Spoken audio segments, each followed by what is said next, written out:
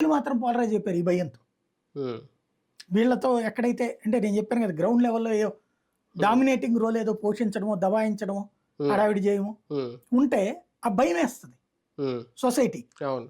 ఆ ఫియర్ సైకోసిస్ అనేటువంటిది ఇటు పక్కన జట్టు కట్టడానికి కారణమే.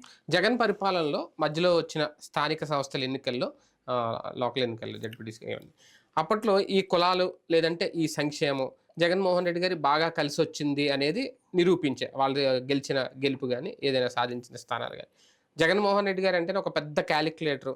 మొన్న కూడా ఆయన చూపించిన పాయింట్ ప్రజెంటేషన్ లెక్కలు ఇవన్నీ కూడా సాధారణ ఎన్నికల్లో వచ్చేసరికి దానికి దీనికి కంపేర్ చేస్తుంటే కంప్లీట్ సీన్ మారిపోయింది. ఆయన వేసుకున్న అంచనాలు తప్పాయా, ఆ లెక్కలు తప్ప, అవన్నీ ఒక అంకెల గారడి అని చెప్పి ప్రజలు పట్టించుకోలేదా? చిన్న లాజికల్ మిస్టేక్ ఏంటంటే తను ఆ లెక్కన డిసైడ్ చేసి స్థానిక సంస్థల్లో నియమించలా.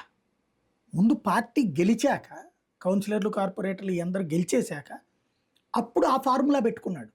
చేతిలో పెన్ను పట్టుకుని అప్పుడు కుల సమీకరణలతో ఇవ్వలేదా, వెళ్ళలేదా ముందు ఎన్నికలకి? ఇచ్చేటప్పుడు కుల సమీకరణం ఏం కాదు కదా. అదే. ఆ నియో